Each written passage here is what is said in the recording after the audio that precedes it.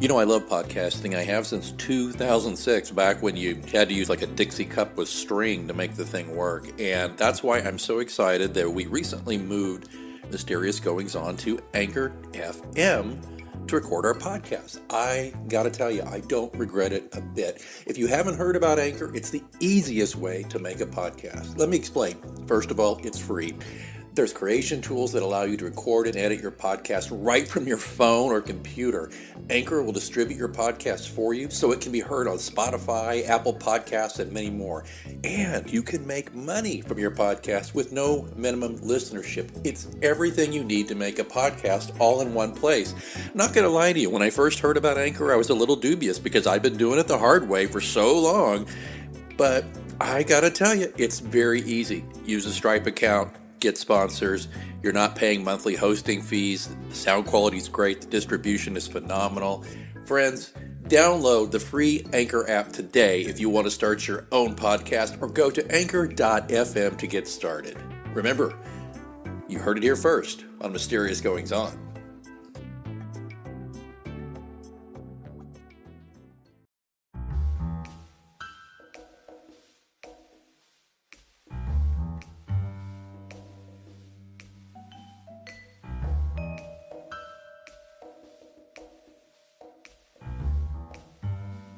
Welcome to Mysterious Goings On. Hey, it's me, Alex, and we're continuing with our summer series of pretty incredible guests today. And I don't want to make my guest nervous by already, dropping the incredible word on him. But I got to tell you, when I think about food writers and when I think about people who are experts at taking the sensory delight that is eating and transposing it into the world of words and doing it successfully, I can only think of a handful of people who I really enjoy reading when they do that. And one of them's Tony Bourdain. One of them's Jim Harrison.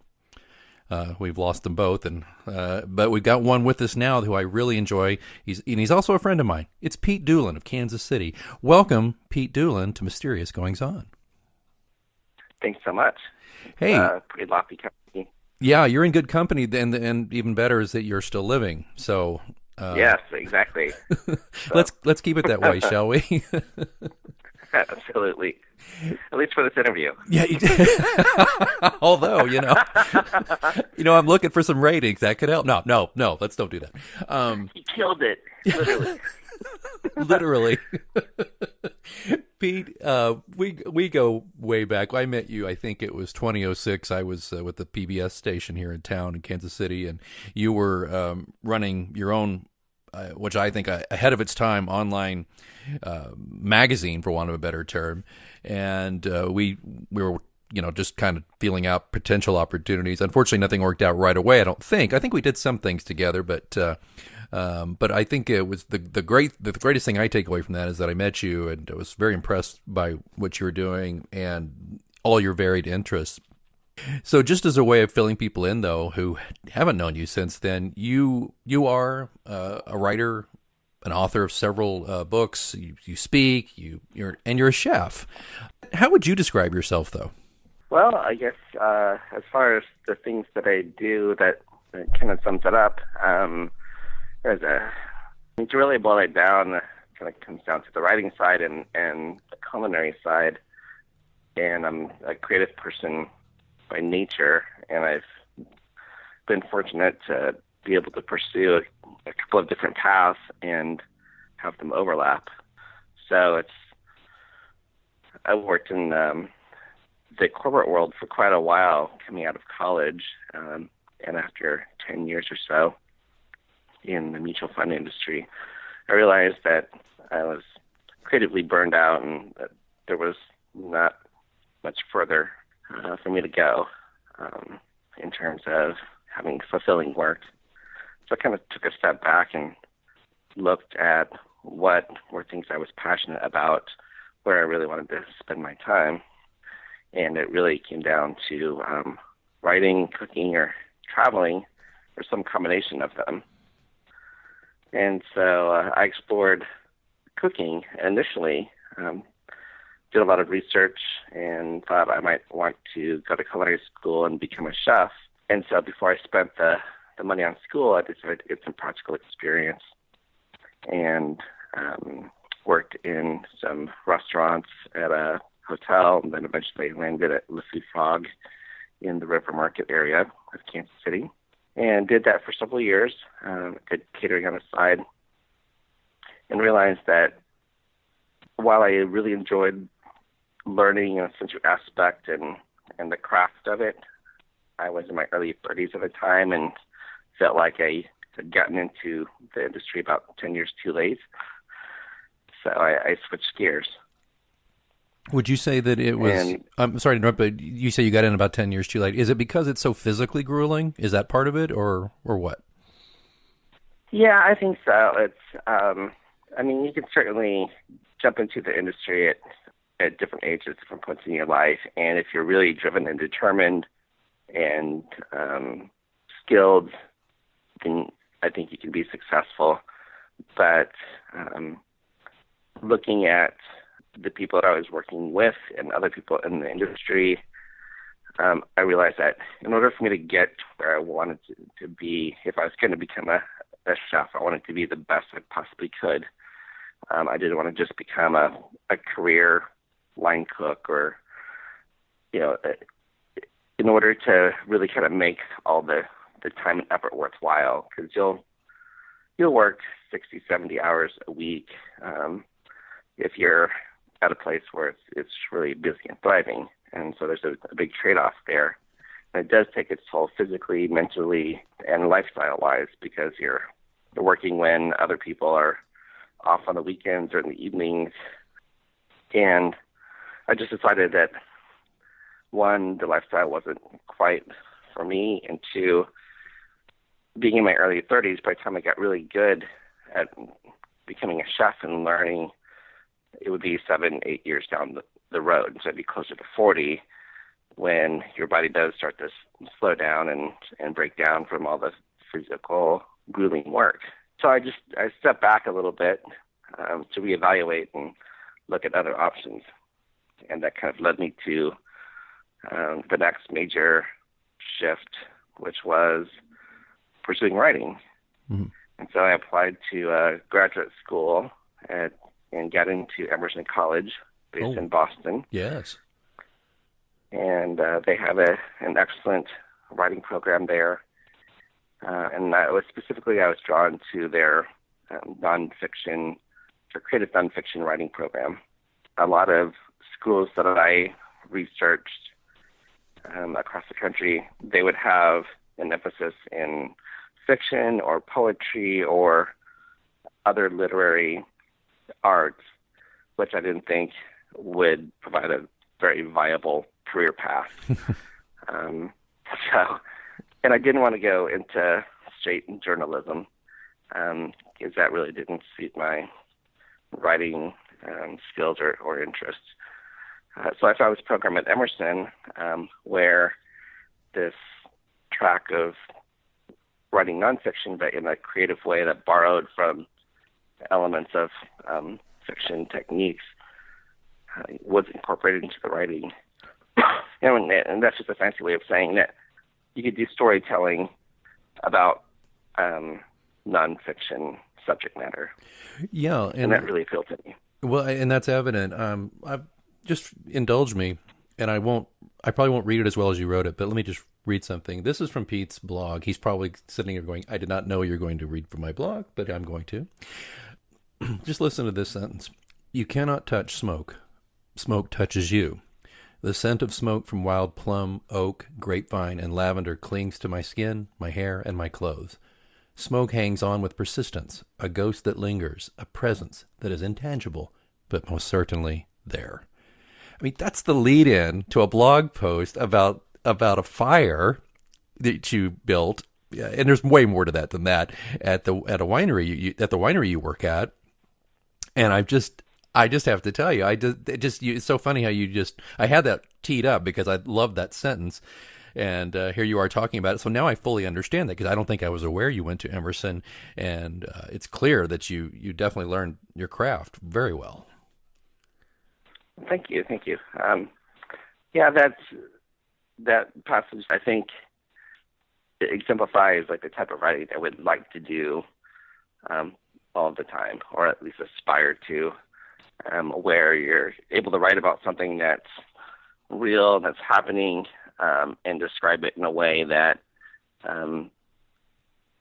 excites the senses, draws people in, Right. not necessarily in a sensational way, but in a way that it's with the word choices and the phrasing and just the perspective, that it's something that people may not have looked at it or thought about it in quite that way, and so they're just drawn in out of curiosity. As humans, like, we are drawn to stories, all the way back from the days of being in caves or campfires to today, where we're staring at digital screens, our own little handheld campfires, if you will, and getting stories through words and images and videos that way. Writing-wise, I think it's still a powerful way to describe the world and experiences, but it's also challenging because oftentimes as a writer, it's about producing quickly, succinctly, efficiently, Right. And you don't always have the time or the opportunity to be more creative and set the scene and describe things in a more creative way. Right. I started my career, I cut my teeth. I have a degree in writing, not from Emerson, but I have a degree in writing, and I cut my teeth, though, as a journalist, where this kind of writing would be more called a feature style rather than a straight news style. But I seem to excel more at that, actually. It seemed like more, I guess if bylines are a judge, most of my bylines I got were for kind of things in that vein. The more, I guess, as you say, the more kind of the creative nonfiction style. I think that's why I'm drawn to what you write, Pete, is because I'm a big fan of, as I said, of Jim Harrison, and his last book, A Really Big Lunch, is like one of my favorite books of all time. It's one of those books where you're constantly underlining stuff, and or if you're like me, I'm a little finicky about my books that I keep, and sometimes I don't fully underline. I might put a Post-it note in there, and then I realize, well, that looks ridiculous because you've got a book with this big fan of Post-it notes, sticking out of it. But I get that when I read your stuff. And you write for a number of publications. There's a publication there. You're seeing quite a very nice glossy publication called Feast that's pretty big here in Missouri. But you've written for some other publications. Is there and I don't want to put you on the spot too much here, but is there a particular piece you've ever written that is just like, oh my gosh, this is my Citizen Kane here. This is my thing? Or are you still chasing it? I think it's still chasing it in a way. It's part of it is that there's always room for improvement. There's always a different way to tell a story, and part of it's what you want to bring to the assignment if you're writing freelance, like I do for many publications, and also what the publication's voice and its intent and the audience it's trying to reach, and what the editor wants. A lot of the freelance work that I do is a bit more news-driven, right, or like reporting, food journalism, if you will. Mm-hmm. So there was, and this is quite a while back, but years ago I wrote a story for the Kansas City Star about tea, Lucy's tea, and I focused on a couple of different people in Kansas City that were connected to tea. That was a fun story to write because one of them was Zhang Tea, based in Crown Center in Kansas City. Mm-hmm. And he has this tea farm that's in the mountains in a remote part of China. Mm-hmm. And it was a way to introduce the idea of this tea that he actually grows, harvests, process, and then ships halfway around the world to sell in the shop in Kansas City. It was a wonderful opportunity to build a story around this individual character, if you will, set the scene with the lush landscape and the conditions where the tea bushes are grown, and then describe the process of how he harvests and processes that tea and brings it here. Right. And then those sorts of stories are always ones that I love to tell and would like to chase more. But again, it kind of depends on the publication I'm writing for, and the opportunity doesn't always present itself. So it's having my blog is kind of a good outlet, I guess, to do more storytelling-driven writing that doesn't necessarily fit in the box of publications. Yeah, you also on your social media, I love when you just talk about a meal you had. And I'm not going to give away who this is about, but can I just do one? You start off this piece you did recently, and it's self-critical food review. And I'm not going to say the location or anything, but it's like, clearly the cut broccoli was frozen and chopped unevenly. Further, it had freezer burn, so some pieces were Frankenstein gray green instead of bright green. Inedible. The burgers were cooked to temperature and resembled a homemade patty, providing a quick nostalgia trip back to childhood bliss. However, the honey wheat bread was a poor substitute for actual burger buns. Disappointing. Melted cheese strewn across the pickles, onions, and mushrooms resembled a line cook's fanciful interpretation of a Jackson Pollock painting. Or maybe the kitchen didn't have a block of sharp white cheddar to slice and melt for better presentation. Sad. And I'm laughing because I enjoy the writing, and I'm picturing it. There's not even a photo, I don't think, in this post of what you're eating. It's just your descriptions are so rich, and you know what? And just so people understand, Pete is not like unfair or me. You always seem to be bending over backwards to find something good about just about every meal you eat. Is that fair?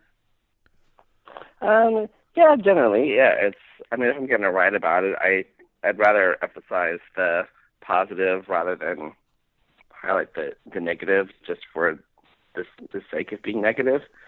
You know, I think there's a room and need to have informed criticism, particularly about food, and I emphasize informed. Everybody has an opinion. Right. Not necessarily everybody is informed or knowledgeable about what they're talking about. So, like with that piece of writing that you just read, it's one, it was just kind of a one-off thing, right. And part of it was the idea popped into my head. And if it's not clear to your listeners, I was actually describing a meal that I had prepared. So I was actually being the food critic of my own food. Exactly, but I didn't want to say it. I wanted to see if you'd say it. So it was kind of poking fun at myself as the cook or chef, and I say that with air quotes, but also food writers and Yelpers, in particular, people that offer opinions on social media about food and how it can be a bit pretentious and overly analytical at times.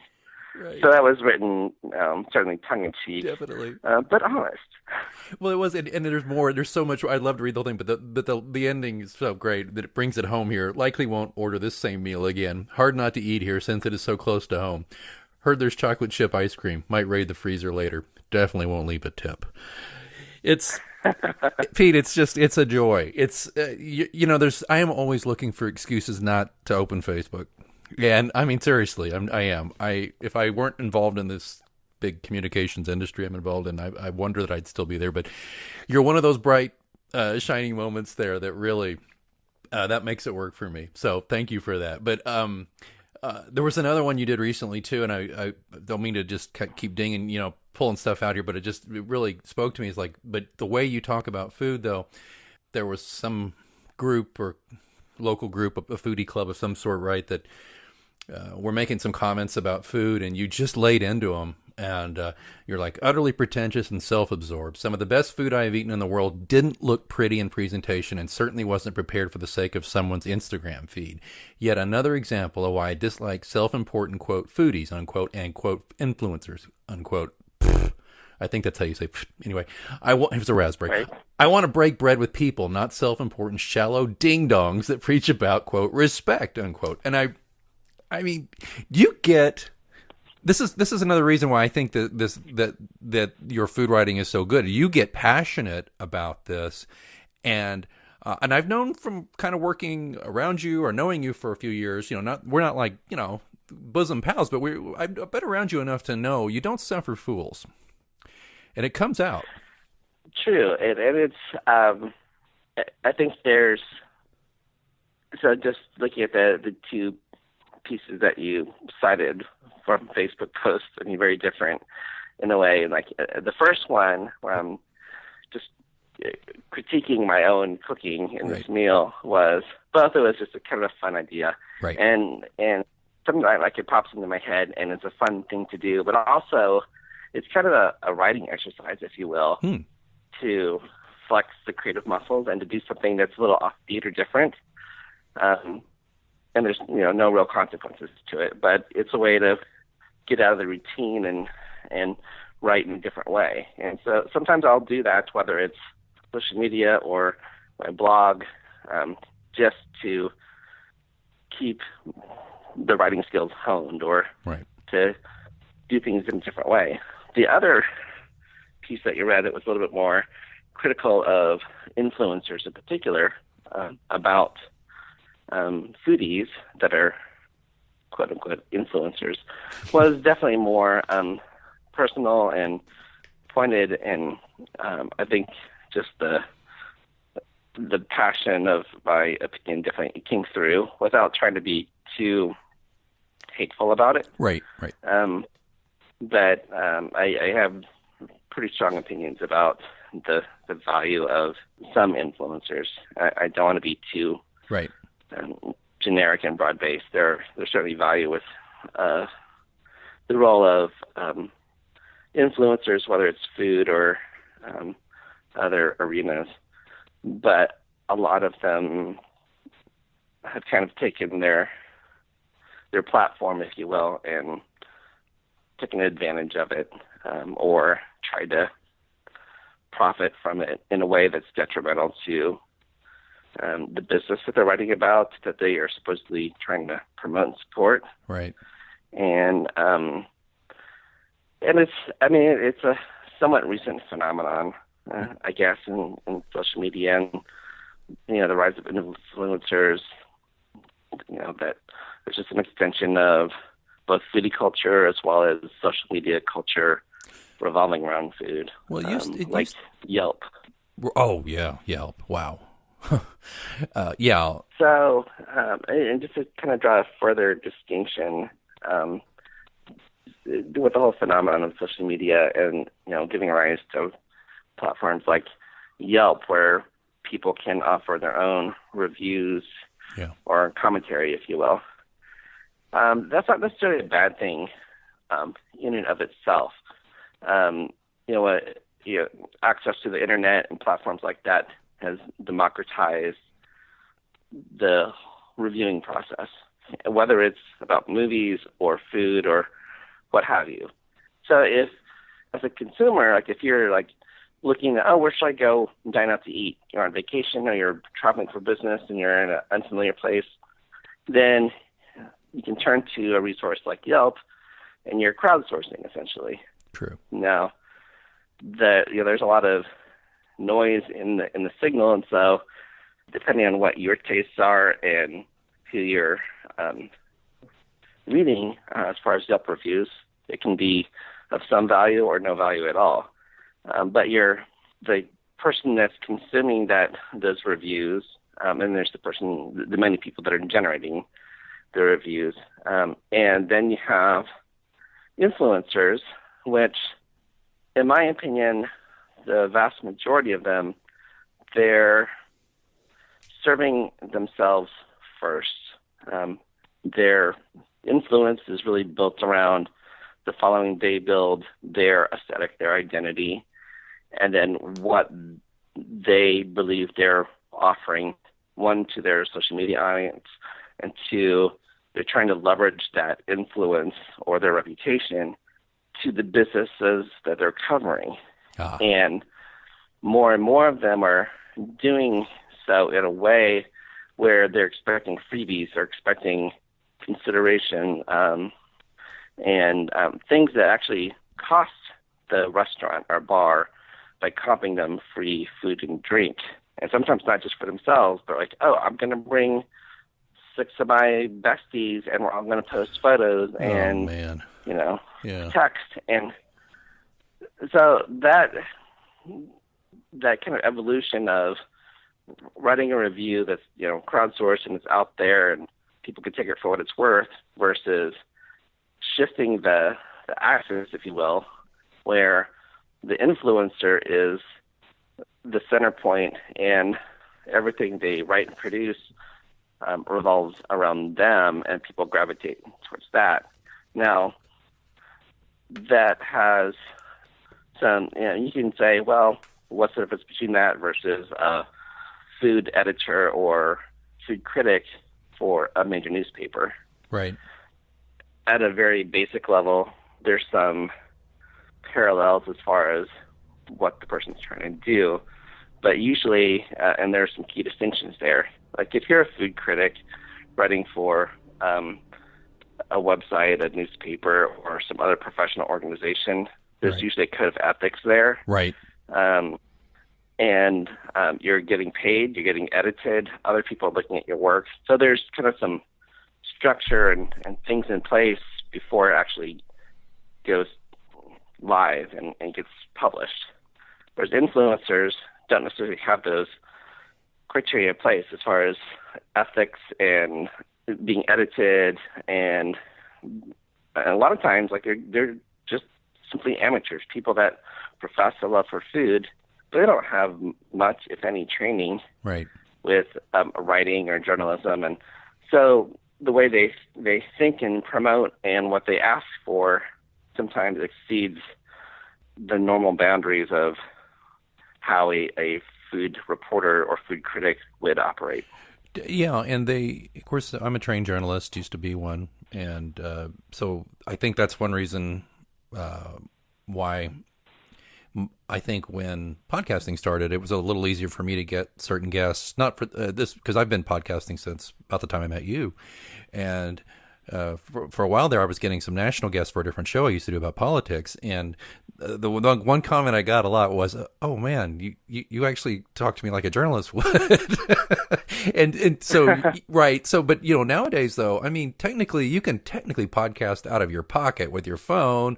You can definitely, I describe this to a lot of my clients. I'm like, you have the entire news media in your pocket, and if you have a smartphone, I mean. You've got a TV station, it's called YouTube. You've got a radio station for all intents and purposes, which could be a podcast, or Twitter even. Twitter kind of short bursts like radio. You got a newspaper, and that's like Facebook. So there's this whole thing. So everybody's empowered, which is a good thing to a degree. But not everybody is informed. The way you said earlier, I like informed opinions. I kind of feel that way about voting. I'm not the one that says everybody go out and vote. I'm really not. I'm the guy who says, if you've bothered to look onto the issues and know anything about the candidates, please go vote. If you haven't, please stay home. That's what I tell people all the time. But so thinking about this too, the other thing that could be damaging is when you have kind of an amateur person and doing what you were saying, like I'm going to bring all my pals and we're going to do this. Restaurants in general are operating on razor thin margins, and just can't afford to treat everybody and their dog. I mean, right? Right.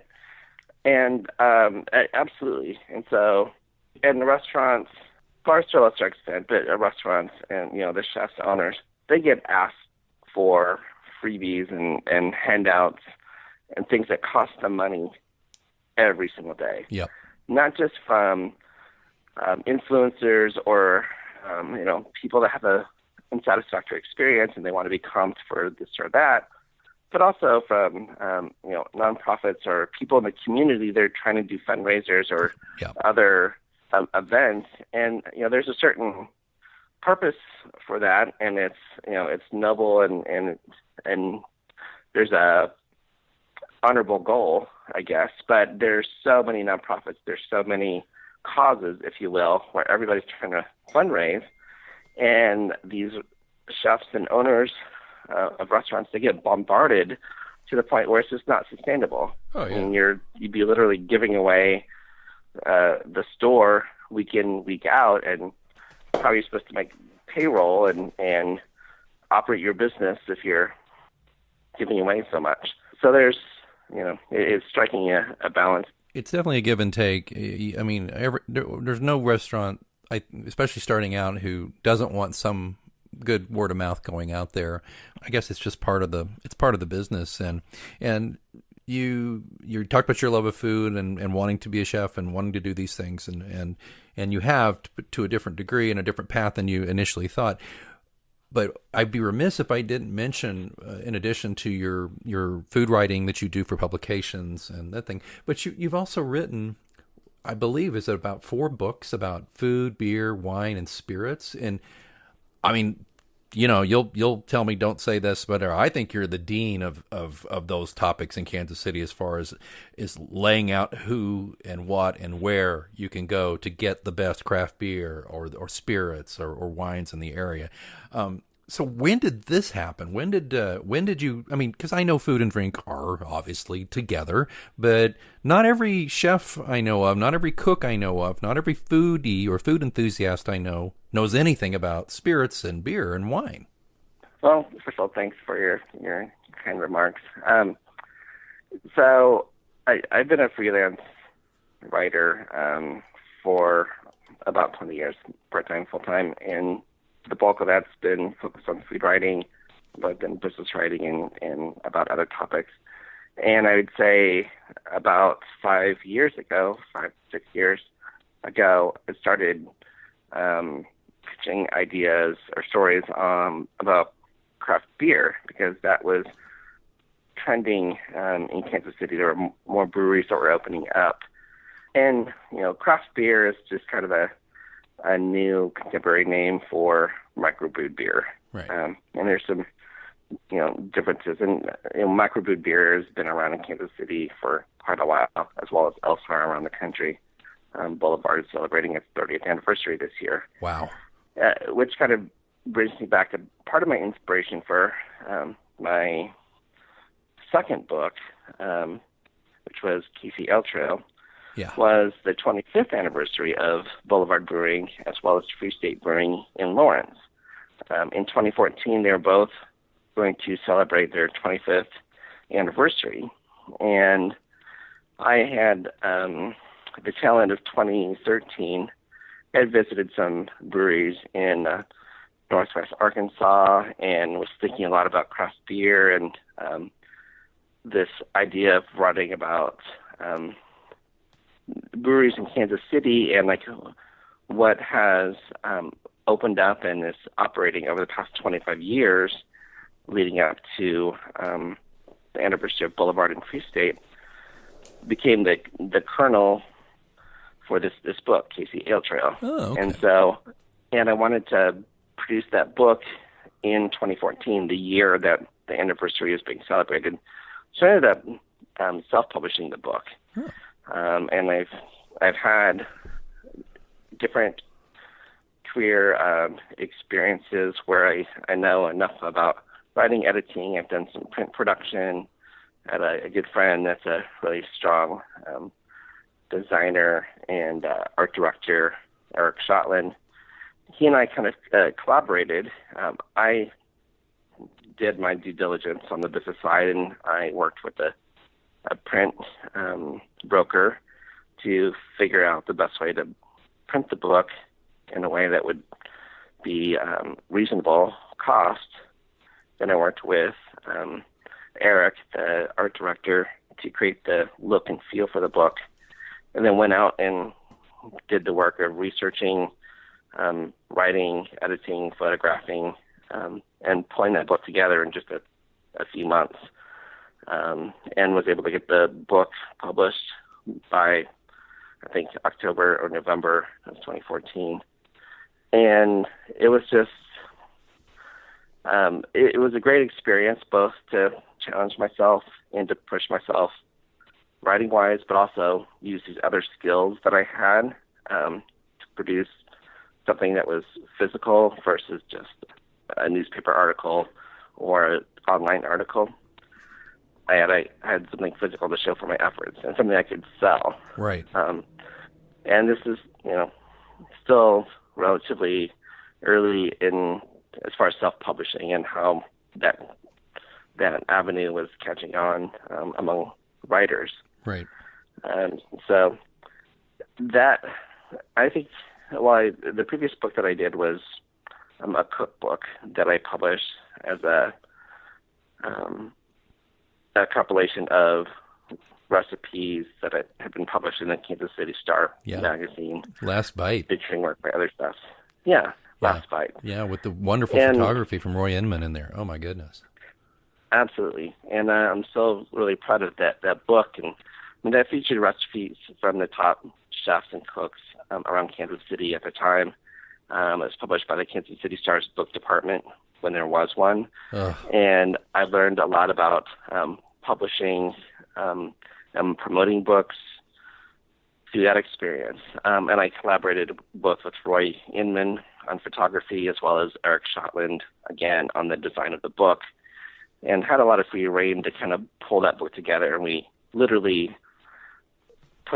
produced that book in about 3 months. It was a crazy fast timetable. You know, I remember, I'm sorry to interrupt, I interviewed you and Roy about this for my company blog when this came out, and I don't think I realized you put it together in that short a time. Maybe you did tell me at the time, but it didn't stick.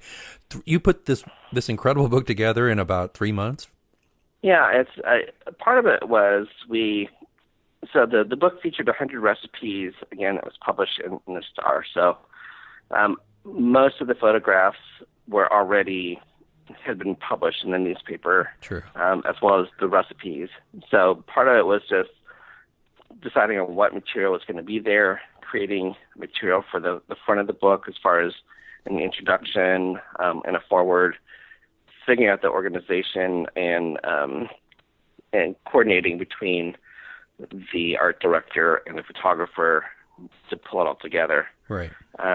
Which even having the material off the shelf, so to speak, 3 months was an incredibly fast timeline to pull together. Like, a traditional book publisher wouldn't be able to do that kind of project in that amount of speed unless they were to drop all their other projects. Yeah. And it's such an elegant book. It's so elegant, and it's so. And I, of course, used to get when I get the Star and open up the recipes, but it's so great to have them in one spot. I have this book. I've attempted a few recipes. It's a delight. It really is. Thank you. One of the great takeaways from both the cookbook Last Bite as well as Casey Ale Trail that I self-published was not only the writing aspect, but then kind of acting as the editor and project manager for both of the books to pull them together. Right. And then switching hats to be the promoter and the social media manager for it, and then getting out and creating events. Right. And learning all the things that are almost kind of a given if you're a self-published author, or even if you're published traditionally. Oh, yeah. Today, you're kind of expected to wear all those hats to promote your book, to do events. And so I realized that I needed to learn those things, and I didn't expect to make any money off of those first two books. I just treated it as a learning curve. Fortunately, both books did some modest sales and was able to generate some income off of them. Do you bring those in tow with you when you do speaking engagements to this day, or do you just kind of tell people you can find me on Amazon, or how do you do that now? Everything that I've learned, writing-wise and publishing-wise, is kind of built on itself and carries forward. So the next two books that I published, I did the same thing and wore the same hats, and I understood, all right, I need to do this for social media. I need to set up events and do things that would grab the attention of my audience and meet people where they were. Right. So the third book that I did was Kansas City Beer, a history of brewing in Kansas City. And then my most recent book is Expedition of Thirst, which explores breweries, wineries, and distilleries in central Kansas and Missouri.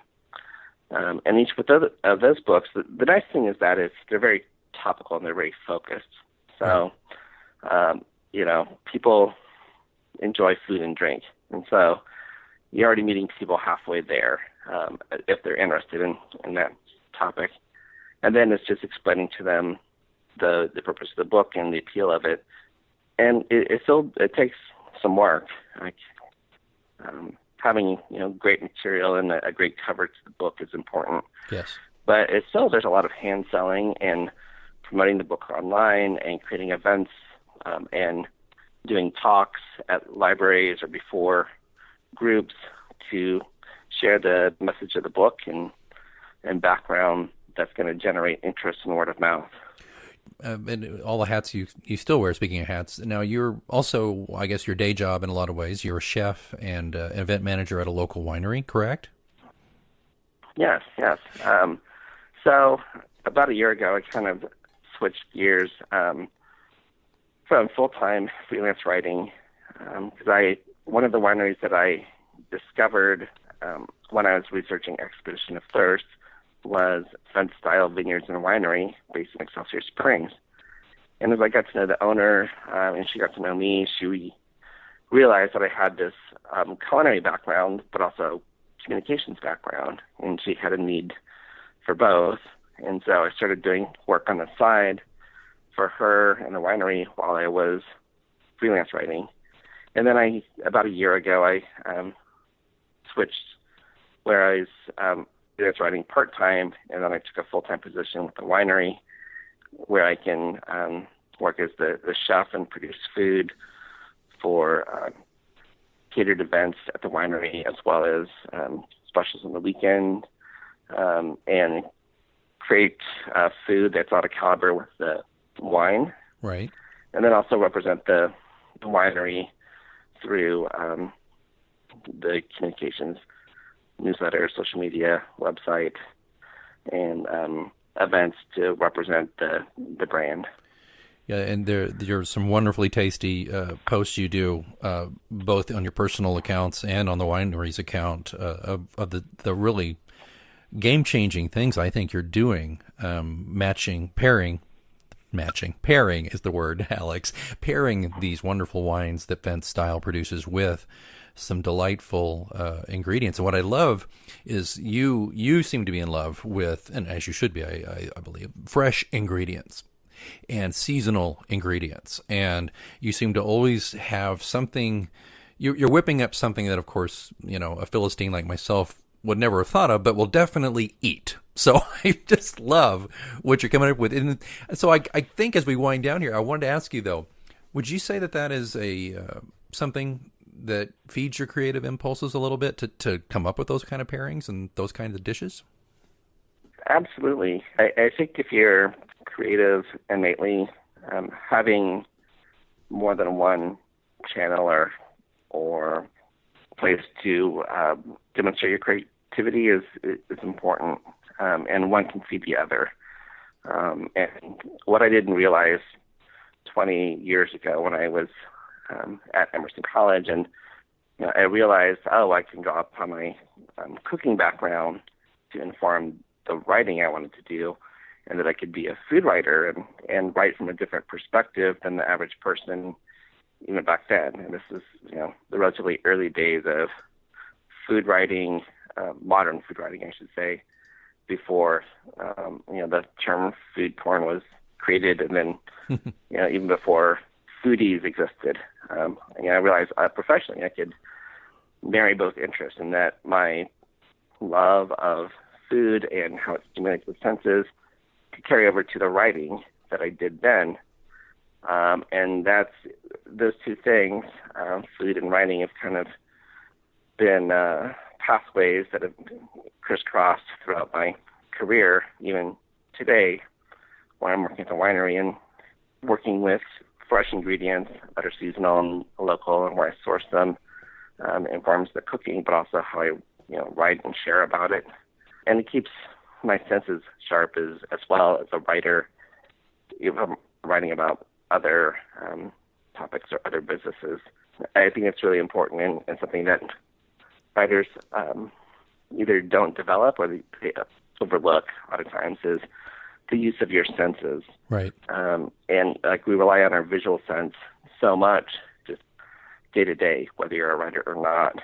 But paying attention to how things smell, taste, the texture, the sound, are all things that you can incorporate into writing, or just, even if you're just doing a short little ditty about your day or an experience that you had at the lake, or if you're writing a Yelp review or something on social media about this fantastic experience, you can incorporate the senses and use that in a way to make it more immediate, more visceral, more interesting, versus just laying on the flowery words and description, or, oh my God, it's just amazing. It's amazing.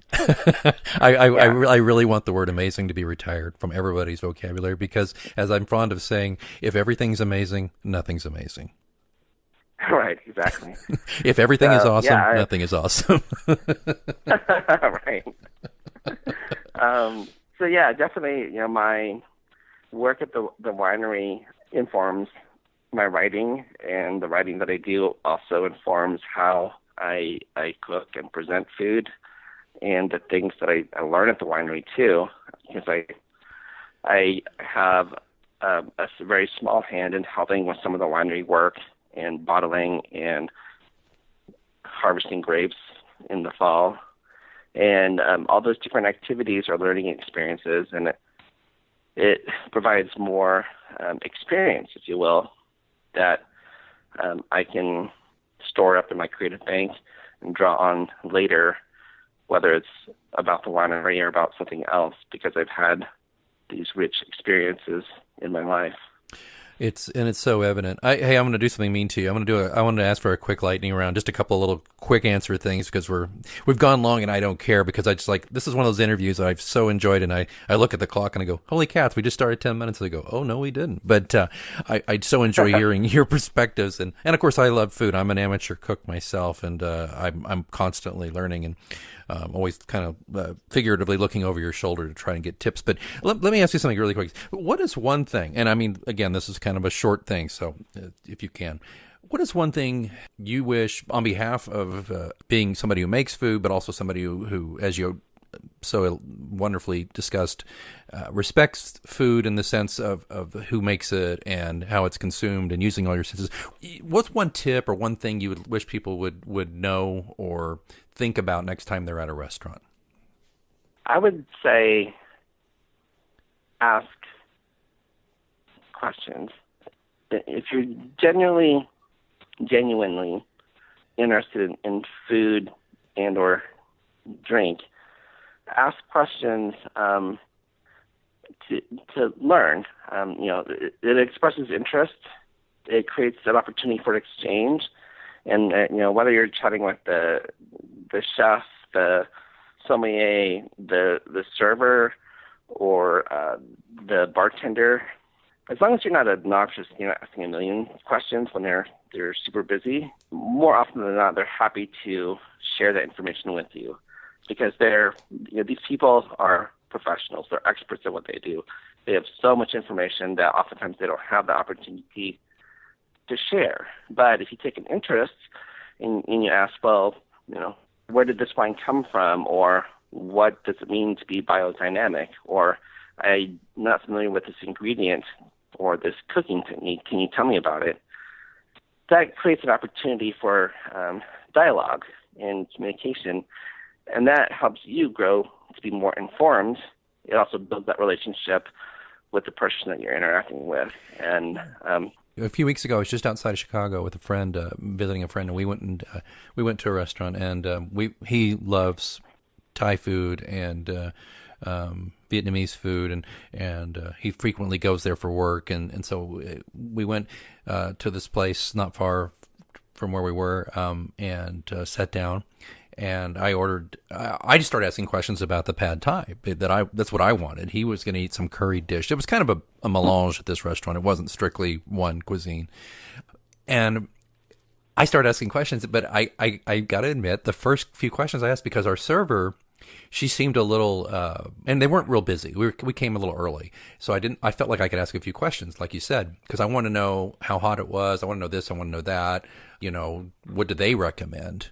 which I know can be a tricky question because sometimes servers, maybe, I don't know, maybe it's just a myth, but maybe sometimes servers are kind of coached to push a special. I don't know. But my point being, I started asking questions and her face lit up, Pete. It's like you described. And she started talking. And not only did I found out a lot of things. One of the main things I found out was she wasn't just a server, nothing wrong with being just a server, but she was the co-owner of the restaurant. And she started telling me the whole history of it and how her husband, she had him come out of the kitchen and talk to me about the food. And they were so excited to talk about, just like you said, to talk about the food. And I got to be honest, after a little bit, I felt a little embarrassed by the attention they were lavishing on us, talking to us. And I was like, you surely you have other customers to deal with. But I think it's like you said. And so I think that's delightful. All right, one more question. Okay, this is kind of the Tony Bourdain question. Tony was famous for, he ate anything, but not in a gross way, but just he respected people who took time to make him food. He loved street food, but he also liked, what was it? Was it a good In-N-Out burger? I think he loved. So is there a fast food go-to for Pete Dulin? Oh man, fast food. There's. I'll give a couple of answers off the top of my head real quick. Okay. So, one of them would be Tay's Burgers in North Kansas City. Oh yeah. Which is locally owned, and they specialize in these burgers that I believe are grass-fed, and they're delicious burgers, worth the slight premium that you pay for them. It's a pretty straightforward burger joint. The people there are super friendly, and when I crave a burger, I'll go there if I'm in the neighborhood.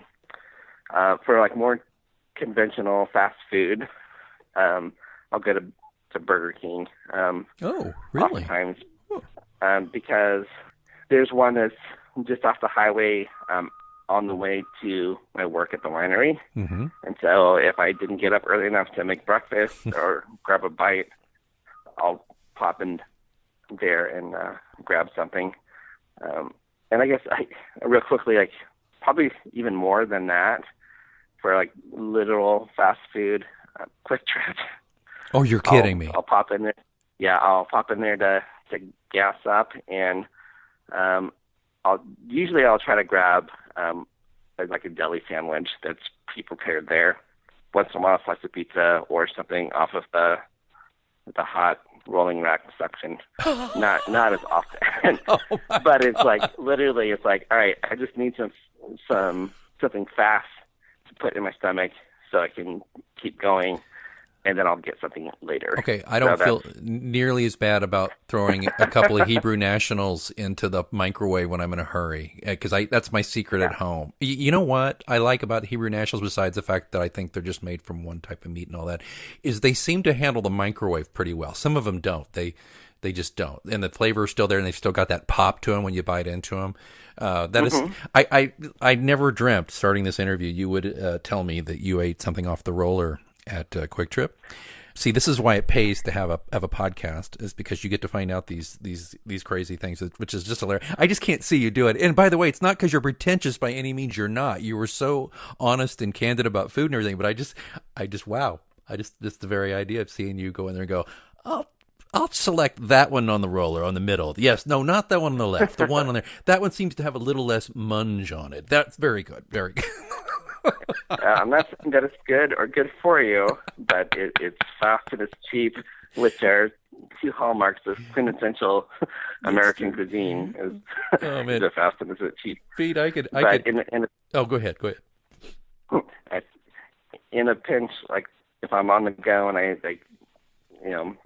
need some calories, then like I'll grab that to nosh on while I'm en route to the next destination. Well, and I firmly believe that food that you eat standing up or that you buy at the Quick Trip doesn't count anyway. So it's just fuel, so there you go. And then I conveniently don't put that in my food diary for my diet or whatever. So there you go.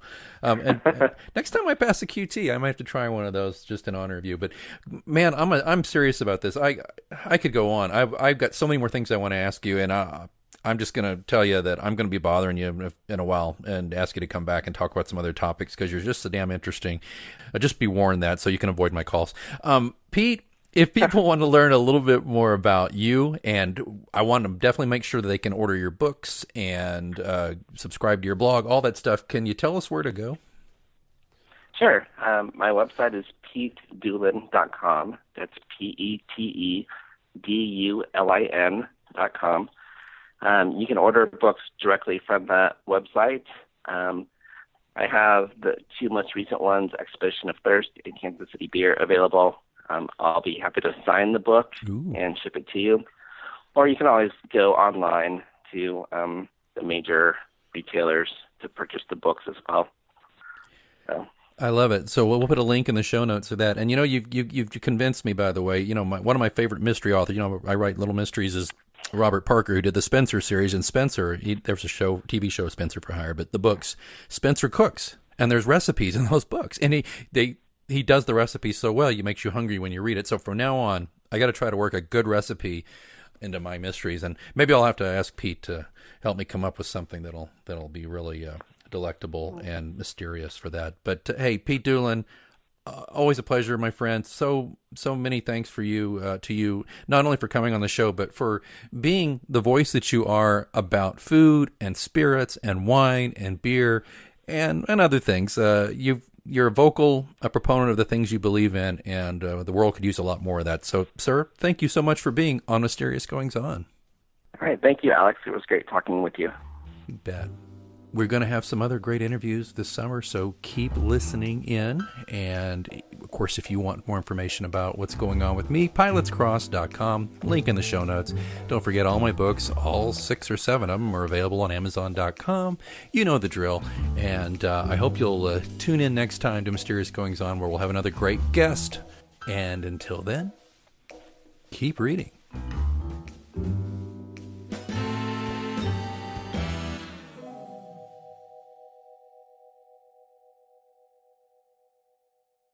A little flexibility can go a long way. By refinancing your newer used auto loan with PenFed, you can lower your monthly payments for more flexibility in your budget. You can even schedule your first payment for up to 60 days from the date of your refinance. Calculate how much you could save at penfed.org/auto-refi or call 1-800-247-5626 to apply. Membership is open to everyone. To receive any advertised product, you must become a member of PenFed, insured by NCUA. Get a credit card that gives you what you need now. A low interest rate on everyday purchases and a place to transfer high interest rate balances. The PenFed Gold Contactless Card is our lowest interest rate credit card. You can even earn a $100 statement credit when you spend $1,500 in the first 90 days. Join PenFed, and together we can help you keep more of what's yours. Visit penfed.org/goldcard. To receive any advertised product, you must become a member of PenFed, insured by NCUA.